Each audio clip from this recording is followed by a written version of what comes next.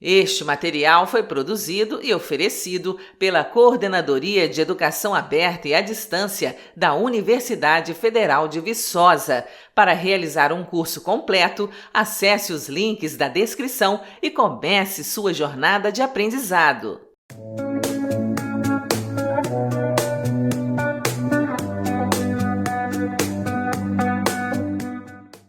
Olá, cursista! O objetivo desta aula é apresentar os principais componentes de um pulverizador costal e apresentar uma forma simples e fácil de realizar a calibração do equipamento. Mas antes de continuar, gostaríamos de ressaltar que as videoaulas que estão disponíveis no curso não substituem a leitura da apostila. Vamos lá! Nos pulverizadores costais, a formação das gotas ocorre pelo princípio de atomização por pressão. Nessa forma de atomização, o líquido é pressurizado e direcionado para um dispositivo atomizador, onde é forçado a sair por um pequeno orifício. Ao sair por este orifício, o líquido é lançado na atmosfera com elevada velocidade e o contato com a atmosfera proporciona a fragmentação do fluido. São equipamentos adquiridos no mercado a um baixo custo quando comparados com outros produtos equivalentes do mercado. A construção simples do pulverizador faz com que sua operação seja também simples e sem muitos detalhes a serem analisados. O número reduzido de componentes e de partes móveis faz com que a manutenção apresente baixa demanda. São máquinas compactas que podem ser facilmente manuseadas e transportadas entre propriedades. Podem ser utilizados em culturas perenes, anuais e em horticultura. As características do equipamento o tornam uma ótima opção para pequenas áreas e empreendimentos agrícolas. Apesar de simples, os pulverizadores costais podem ser muito eficientes se bem regulados e operados. A base é a peça que dá sustentação para os demais componentes do pulverizador. O tanque de cauda fica posicionado imediatamente acima da base. É possível encontrar no mercado tanques com capacidade variando de 10 a 20 litros. A tampa permite a abertura e o fechamento do bocal de abastecimento. Logo abaixo da tampa temos a presença de um filtro para impedir a entrada de impurezas no processo. As alças do tipo mochila servem para dar sustentação do equipamento nas costas do trabalhador. A pressurização do líquido é realizada pela alavanca de bombeamento que movimenta por meio de uma haste a câmara superior da bomba. O líquido pressurizado fica confinado na câmara superior da bomba, sendo conduzido para a lança por meio de uma mangueira.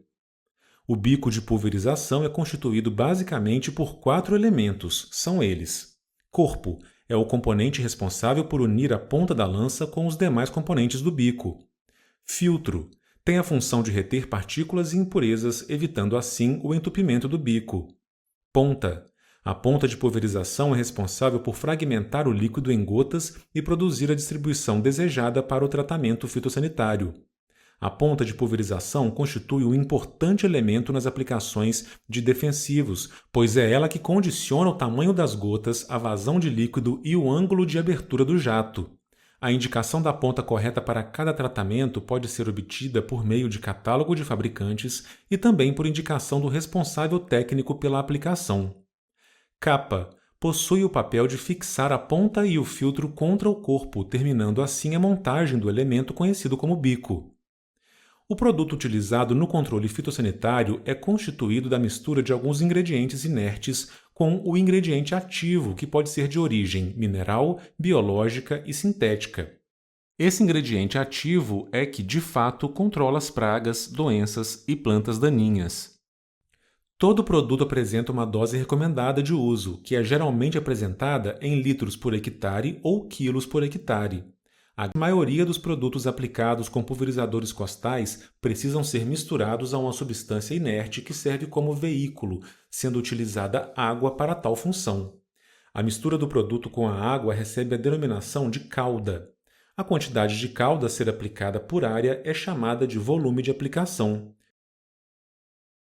Exemplo: um volume de 50 litros por hectare significa dizer que 50 litros da mistura do produto mais água será aplicada por hectare. O processo de calibração visa ajustar o volume de aplicação do pulverizador costal.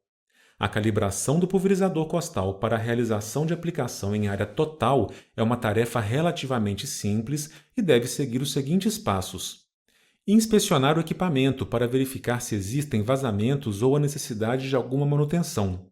Essa é uma etapa importante que evitará acidente durante a utilização do equipamento.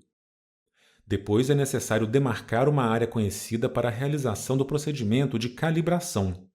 Finalmente, deve-se realizar a aplicação com o pulverizador costal dentro da área delimitada e verificar qual foi o volume gasto no processo. A seguir será feito um detalhamento do processo.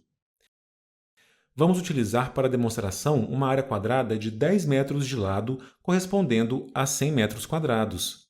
Esvazie completamente o tanque do pulverizador, inclusive o líquido que se encontra nas tubulações. Para fazer isso, é necessário manter o registro aberto e efetuar o bombeamento pela alavanca até que não saia mais líquido pela ponta. Com o recipiente graduado, complete o tanque do pulverizador com um volume conhecido de água limpa. Feche a tampa e anote o volume inserido no tanque. Com o pulverizador já posicionado nas costas, inicie a aplicação na área demarcada.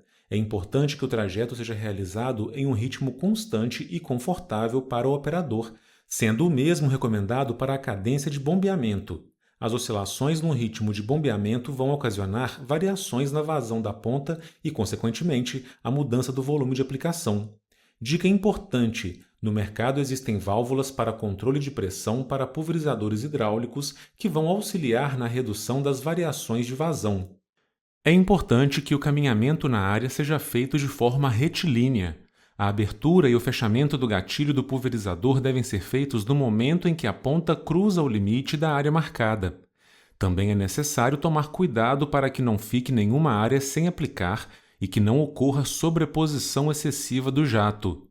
Pontas do tipo leque geralmente trabalham com 30% de sobreposição unilateral de faixa. Para os demais tipos de ponta, recomenda-se consultar um técnico para verificar a necessidade de sobreposição. Ao finalizar o processo de aplicação, esvazie dentro de um recipiente o volume que restou no tanque do pulverizador, lembrando de retirar também o líquido das tubulações conforme procedimento já mencionado. Importante: utilize o equipamento de proteção individual, EPI, adequado para essa operação, pois mesmo limpo, o pulverizador pode conter resíduos de aplicações anteriores. Vamos supor que o volume de água introduzido inicialmente no tanque do pulverizador foi de 5 litros e que o volume remanescente no tanque ao final do procedimento foi de 4,4 litros. Isso significa que o volume gasto para aplicar na área demarcada foi de 0,6 litros. Para calcular o volume de aplicação, precisamos dividir o volume gasto pela área aplicada. Sabendo que 1 hectare equivale a 10.000 metros quadrados, basta multiplicar a relação volume gasto por área por 10.000 para saber qual o volume de aplicação, que no exemplo foi de 60 litros por hectare.